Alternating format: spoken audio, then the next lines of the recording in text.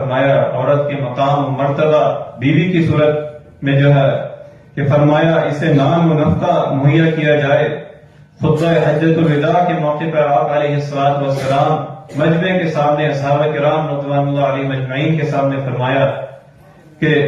فاتقوا اللہ فی النساء فإنکم اخذتموہن بأمان اللہ واستحللتم فروجہن بکلمۃ اللہ وَلَكُمْ عَلَيْهِنَّ أَلَّا يُؤْتِينَ فُرُوشَكُمْ أَحَدًا تَكْرَهُونَ وَلَهُنَّ عَلَيْكُمْ رِزْقُهُنَّ وَكِسْوَتُهُنَّ بِالْمَعْرُوفِ کہ تم عورتوں کے متعلق اللہ سے ڈرتے رہنا، کیونکہ تم نے انہیں اللہ کے امان کے ساتھ دیا اور انہیں اللہ کے کلمے کے ذریعے اپنے لیے حلال کیا، اور تمہارا ان پر یہ حق ہے کہ وہ تمہارے بستروں پر تمہارے گھر میں کسی ایسے شخص کو نہ آنے دیں جنہیں تم ناپسند کرتے ہو، اور ان کا تم پر یہ حق ہے کہ تم انہیں معروف طریقے کے مطابق کھانا اور لباس